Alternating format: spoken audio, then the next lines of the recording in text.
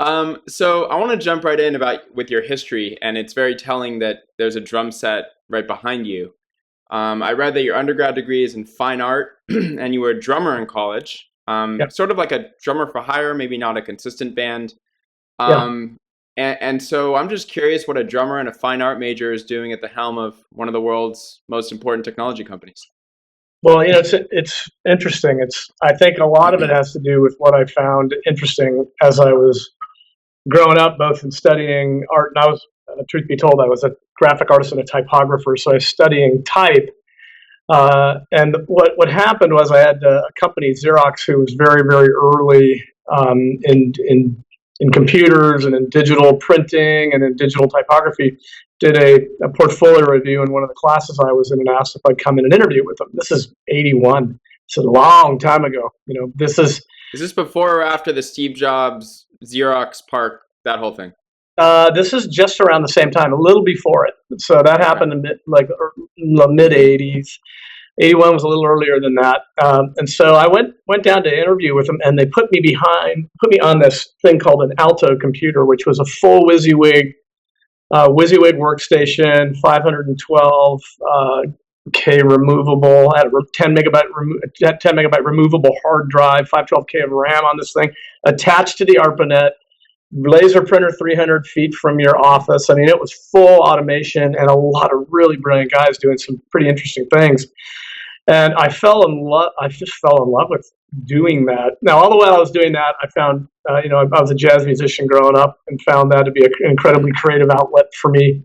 And I kept doing that on weekends. And as you said, I was doing a lot of studio stuff. I didn't dedicate to one band. I played in a whole bunch of different kinds, and I was a pretty reasonable sight reader. So when a band came into town and they needed somebody to play their gig, I'd get a phone call and say, "Hey, show up. Here's rehearsals at this time. The shows at this time," and I would do that, and So, then work full time. so do you think there's a connection? Because a lot of CEOs, if you think about left brain and right brain, a lot of CEOs, I would say, are very analytical and not necessarily musicians or artists or painters.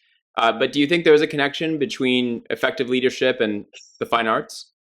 I think there's a couple different ways to look at it. I think that left brain or right brain. I think most of the folks that I've met that have more eclectic backgrounds like mine that find themselves in leadership roles access both sides. So there's an analytical side and a creative side. And I think most of the folks, especially software developers that I've met throughout my career, have been musicians and artists and incredibly analytical at the same time, but fancy themselves linguists as well as analysts, and have very sharp views on problem solving and how to go about that, but also have the thought that the way that you express yourself in code can be incredibly personal. And in fact, folks, a lot of the programmers I was working with at Microsoft in the early 90s fancy themselves sort of artists because they believed what they did was a pure expression of their thought, and that they were going to express it differently than anybody else would. Some folks were the less characters, the better. My comments mattered. I mean, it was quite interesting, actually. So Yeah. I think that an art that is accessing both sides.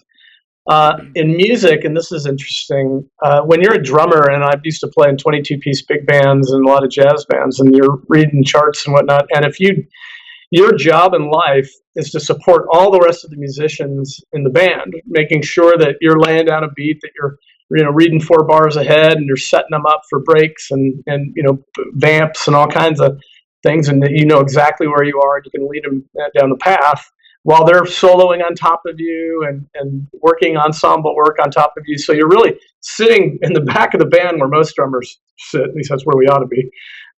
And the rest of the band is actually playing on top of you, and your job's just to basically lead them just by laying down a solid foundation they can play on top of. And I think if I think of leadership, generally, I think that's what leaders are supposed to do. Every once in a while, you might get maybe you get a drum solo or you trade fours with somebody. But honestly, your job as a leader is to lay a foundation for the rest of the business to go build on. And I have found that to be true across my career, I think.